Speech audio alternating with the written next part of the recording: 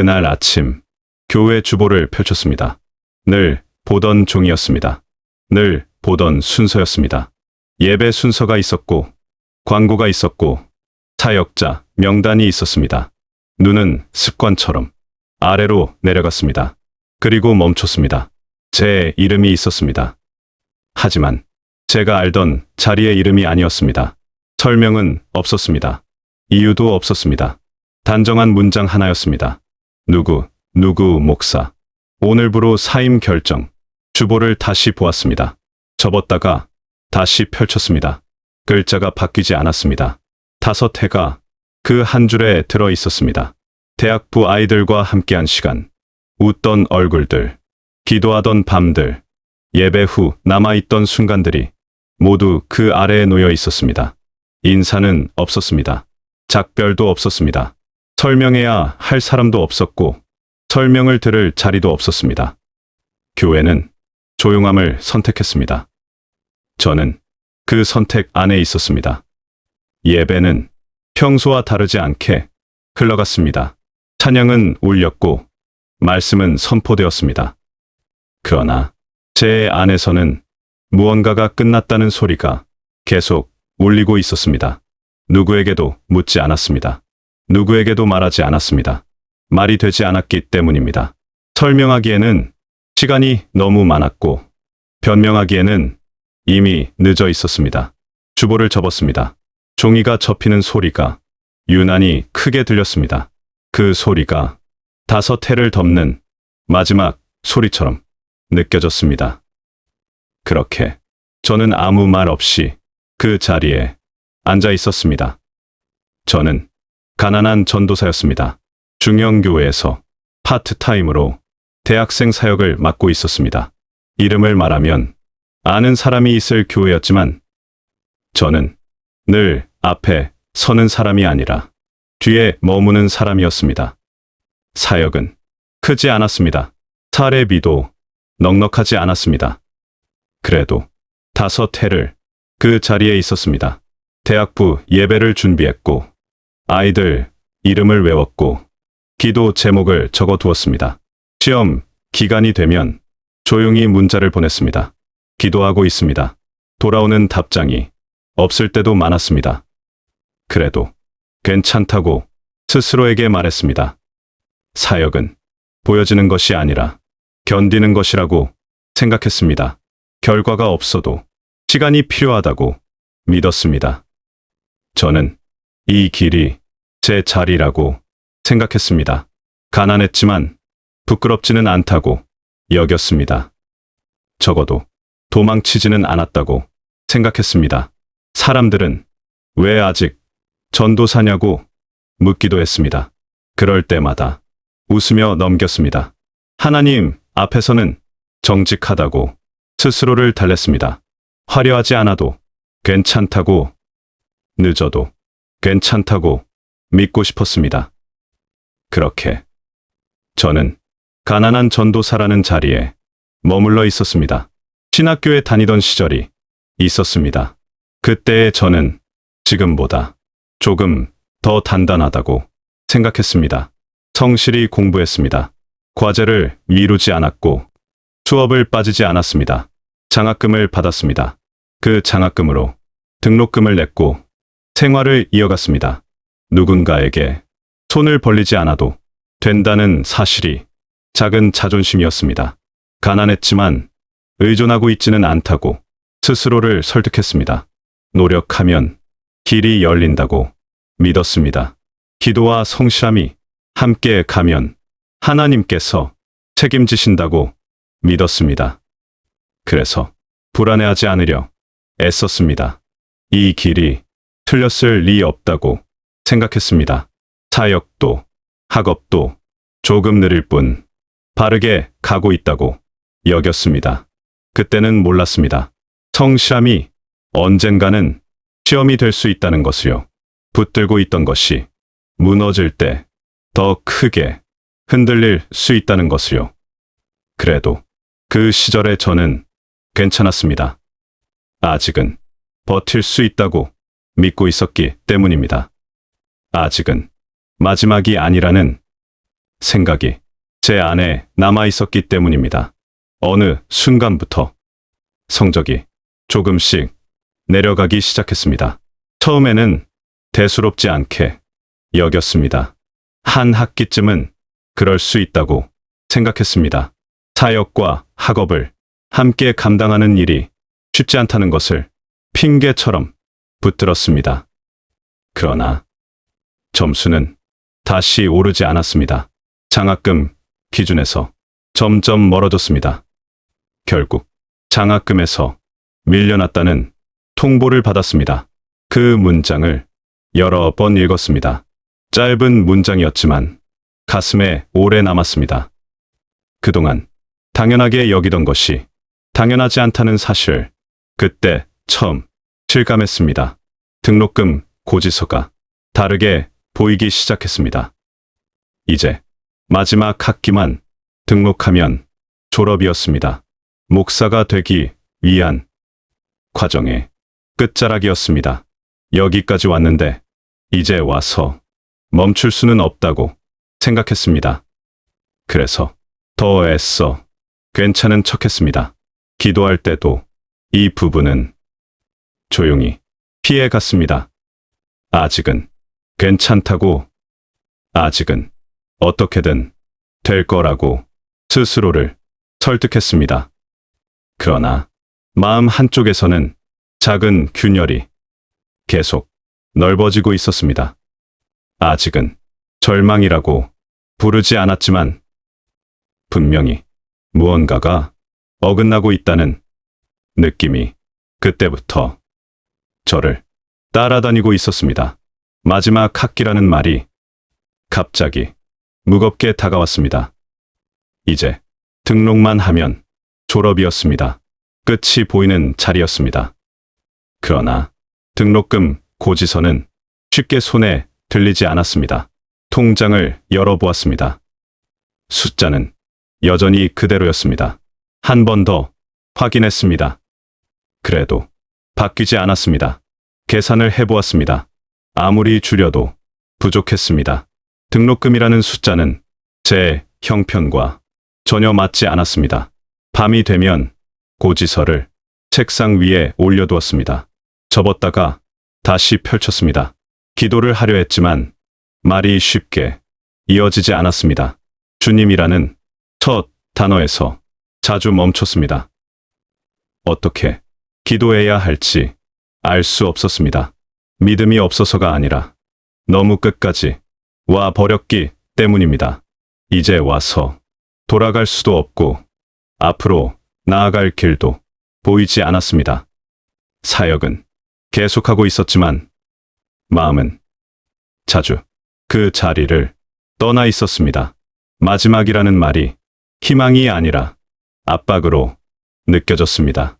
그때부터 시간은 앞으로 가지 않고 같은 자리를 계속 맴도는 것처럼 느껴졌습니다.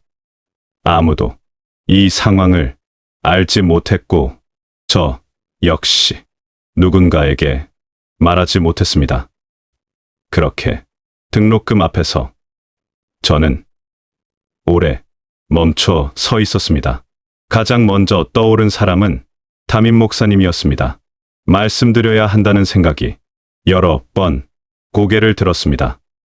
그러나 입으로는 나오지 않았습니다. 호랑이 같고 불같은 성격이 먼저 떠올랐습니다. 재정 이야기를 꺼내는 순간 질문이 쏟아질 것 같았습니다. 왜 준비하지 못했느냐고, 왜 지금에서야 말하느냐고, 사역자의 자세가 이게 맞느냐고 물으실 것 같았습니다. 무엇보다 두려웠던 것은 돈의 문제가 아니라 신뢰를 잃는 일이었습니다. 사역자로서 부족하다는 평가를 듣게 될까봐 두려웠습니다. 그 말 한마디로 지금까지의 시간이 무너질까봐 겁이 났습니다. 그래서 계속 미뤘습니다. 오늘은 아니라고, 조금만 더 생각해 보자고 스스로를 달랬습니다. 기도할 때도 이 이야기는 끝까지 꺼내지 못했습니다. 주님 앞에서는 정직해야 한다고 말하면서도 막상 가장 중요한 이야기는 삼키고 있었습니다. 말하지 않는 시간이 길어질수록 마음은 더 무거워졌습니다. 결국 선택의 문제가 아니라 피하고 싶은 두려움을 붙들고 있는 시간이 되고 있었습니다. 그렇게 저는 말하지 못한 채 시간을 보내고 있었습니다. 결국 다른 길을 떠올렸습니다.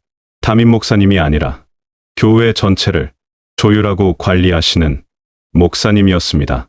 부목사님은 아니었고 재정과 행정을 함께 맡고 계신 분이었습니다. 말을 꺼내기까지 시간이 필요했습니다. 사무실 문 앞에서 몇 번이나 발걸음을 돌렸습니다. 괜히 부담을 드리는 건 아닐지, 쓸데없는 고민을 털어놓는 건 아닐지 머릿속이 복잡했습니다. 그래도 더는 미룰 수 없다고 생각했습니다. 조심스럽게 고민을 말씀드렸습니다. 등록금 이야기였습니다. 마지막 학기라는 말에 목사님은 한동안 아무 말씀도 하지 않으셨습니다. 그날 대화는 길지 않았습니다. 기도해 보겠다는 말만 조용히 남기셨습니다. 그 후로 며칠이 흘렀습니다. 아무 연락도 없었습니다. 기다린다는 말보다 기다릴 수밖에 없다는 상태에 더 가까웠습니다. 그러던 어느 날 다시 불려갔습니다. 말씀보다 먼저 봉투가 내밀어졌습니다. 두 손으로 받아들었습니다. 이걸로 학비부터 내십시오. 그리고 이어서 말씀하셨습니다. 사례비 모이는 대로 차근차근 갚으시면 됩니다. 그 말을 듣는 순간 숨이 조금 트였습니다. 안도감이 먼저 올라왔습니다. 그때는 몰랐습니다. 그 봉투 안에 무엇이 담겨 있는지, 그 돈이 어디서 왔는지, 그 무게가 얼마나 큰지 생각하지 못했습니다. 그저 버틸 수 있게 되었다는 사실 하나만이 제 마음을 차지하고 있었습니다. 시간이 조용히 흘렀습니다. 등록금은 납부되었습니다. 학교는 다시 일상으로 돌아갔습니다. 마음 한편에서는 이 일이 이대로 지나가기를 바라고 있었습니다. 그러나 지나가지 않았습니다. 교회 재정을 담당하는 부서에서 이상 징후를 확인했다는 말이 들려왔습니다. 숫자가 맞지 않는다는 이야기였습니다.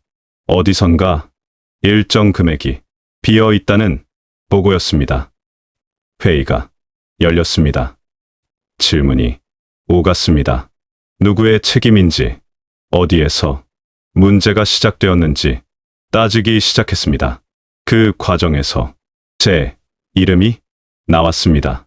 그 봉투가 다시 꺼내졌습니다. 그제야 알게 되었습니다. 그 돈이 교회 돈이었고 성도들이 기도하며 드린 헌금이었다는 사실을요. 순간 머리가 하얘졌습니다. 심장이 아래로 떨어지는 느낌이 들었습니다. 말이 나오지 않았습니다. 변명을 할 여유도 없었습니다. 상황은 빠르게 담임 목사님께 전해졌습니다. 그리고 저와 그 목사님은 함께 불려갔습니다. 방 안은 조용했지만 공기는 무거웠습니다. 담임 목사님의 목소리가 떨어졌습니다. 감히 교회 돈에 손을 대느냐? 그 말이 가슴을 찍듯 꽂혔습니다. 고개를 들 수 없었습니다. 그 자리에 서 있는 것만으로도 버거웠습니다. 그날 저는 처음으로 이 일이 단순한 실수가 아니라 사역 전체를 흔들 수 있는 문제라는 것을 온몸으로 느꼈습니다. 누군가는 책임을 져야 했습니다. 그 자리에 서 있으면서도 그 사실만은 분명히 알고 있었습니다. 말하고 싶었습니다. 교회 돈인 줄 몰랐다고요. 의도적으로 손을 댄 것이 아니라고요. 제 잘못만은 아니라고 설명하고 싶었습니다. 사실 설명할 수 있는 말은 있었습니다. 그러나 입이 떨어지지 않았습니다. 이 모든 일의 시작이 저로부터 되었다는 사실을 부인할 수 없었기 때문입니다. 핑계처럼 들릴 말들을 제 입으로 꺼내고 싶지 않았습니다. 사역을 지키기 위해 정직을 포기하고 싶지 않았습니다. 그 자리에 서서 오래 생각했습니다. 지금 무엇을 붙들어야 하는지, 어디까지가 제 몫인지 가늠했습니다. 그리고 결정했습니다. 담임 목사님을 바라보고 말씀드렸습니다. 제 잘못입니다. 제가 책임지겠습니다. 교회 재정에 손을 댄 것이니 사임하겠습니다. 그 말을 입 밖으로 내는 순간 마음 한쪽이 무너졌습니다. 그러나 이상하게도 다른 한쪽은 조용해졌습니다. 지키고 싶었던 것이 무엇이었는지 그제야 분명해졌기 때문입니다. 그 선택이 옳았는지 틀렸는지는 그때 알 수 없었습니다. 다만 도망치지는 않았다는 사실 하나만이 저를 붙들고 있었습니다. 결정은 빠르게 정리되었습니다. 생각할 시간을 길게 주지 않았습니다. 그렇게 저는 사임하게 되었습니다. 준비할 틈도 없었습니다. 마음을 정리할 시간도 없었습니다. 무엇보다 대학부 아이들에게 인사를 전할 시간이 없었습니다. 5해 동안 함께 예배드렸고, 함께 울었고, 함께 기도했던 아이들이었습니다. 그러나 아무 말도 전하지 못했습니다. 교회는 조용함을 원했습니다. 더 커지지 않기를, 더 알려지지 않기를 바랐습니다. 그래서 이별은 공식적이지 않았습니다. 설명은 없었고 해명도 없었습니다. 그저 주보 한 줄이 전부였습니다. 누구 목사, 오늘부로 사임 결정. 그 문장은 다시 보아도 차가웠습니다. 이름은 있었지만 사람은 사라진 문장이었습니다. 사무실을 정리했습니다. 책을 상자에 넣고 노트를 한 권씩 덮었습니다. 기도 제목이 적혀 있던 메모들이 눈에 들어왔습니다. 아이들 이름이 적힌 종이를 쉽게 버릴 수 없었습니다. 그래도 남길 수는 없었습니다. 조용히 문을 닫았습니다. 아무도 붙잡지 않았고 아무도 배웅하지 않았습니다. 그렇게 저는 사역의 자리에서 사람들 몰래 사라졌습니다. 말하지 못한 인사들이 마음 안에서 오래 남아 있었습니다. 모든 것이 정리된 뒤였습니다. 사임이라는 말이 이미 현실이 된 후였습니다. 담임 목사님께서 저를 조용히 부르셨습니다. 그 자리가 어떤 말로 채워질지 짐작할 수 없었습니다. 마지막으로 무엇을 더 들으려는 것일까 생각했습니다. 문을 닫는 순간 몸이 조금 굳었습니다. 그런데 예상과는 달랐습니다. 담임 목사님께서 아무 말씀 없이 저를 조심히 안아주셨습니다. 그 순간 마음이 먼저 무너졌습니다. 말보다 그 품이 더 크게 전해졌습니다. 잠시 후 낮은 목소리로 말씀하셨습니다. 일단 학교를 잘 마치십시오. 또는 모이는 대로 차근차근 갚으십시오. 당장 갚으라는 말이 나올 줄 알았습니다. 시간을 정해놓고 재촉하실 줄 알았습니다. 그러나 그러지 않으셨습니다. 그 말 속에는 책임을 피하게 해주겠다는 의미도 없던 일로 넘기겠다는 의도도 없었습니다. 다만 사람을 끝까지 몰아붙이지 않겠다는 배려가 담겨 있었습니다. 그 자리를 나오며 많은 생각이 스쳐 지나갔습니다. 정죄로 끝날 수도 있었던 시간이 이상하게도 품어짐으로 마무리되고 있었습니다. 그때는 아직 모르겠습니다. 이 배려가 얼마나 오래 제 마음을 붙들게 될지, 이 장면이 훗날 어떤 의미로 다시 떠오르게 될지요. 다만 확실한 것은 하나였습니다. 모든 것이 끊어진 줄 알았던 자리에서 아직 완전히 버려지지는 않았다는 느낌이 조용히 남아 있었습니다. 그날 밤 집으로 돌아와 불을 켜지 않았습니다. 어둠이 익숙한 상태로 그 자리에 앉아 있었습니다. 타임이라는 말은 이미 현실이 되었고 앞으로 무엇을 어떻게 해야 할지는 아무것도 정해지지 않았습니다. 사역자라는 이름도 직분도 제 손을 떠난 것 같았습니다. 기도를 하려 했지만 말은 많이 나오지 않았습니다. 잘못했습니다라는 말도 억울하다는 말도 어울리지 않는 시간이었습니다. 그저 성경을 펼쳤습니다.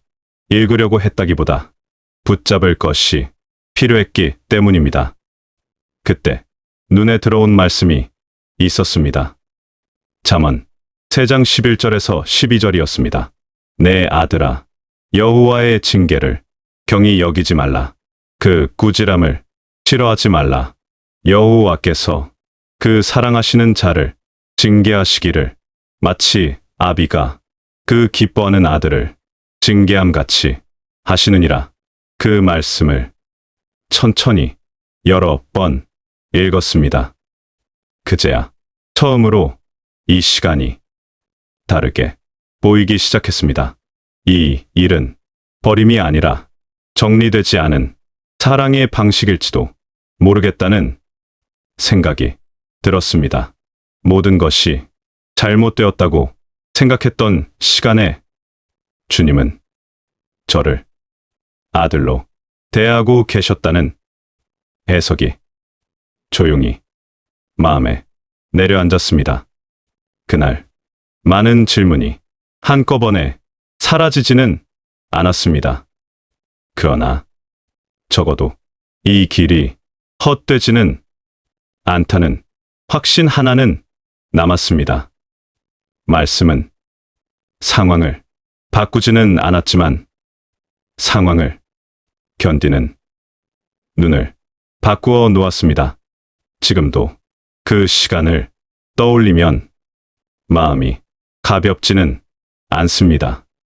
여전히 갚아야 할 것도 남아있고 설명되지 않은 공백도 있습니다. 그러나 한 가지는 분명해졌습니다. 직분은 내려놓았을지라도 부르심까지 내려놓은 것은 아니었다는 사실입니다. 주님은 저를 사역의 결과로 부르신 것이 아니라 관계로 부르셨다는 것을 그제야 조금 알게 되었습니다. 사랑하는 성도님들, 혹시 지금 징계처럼 느껴지는 시간을 지나고 계십니까?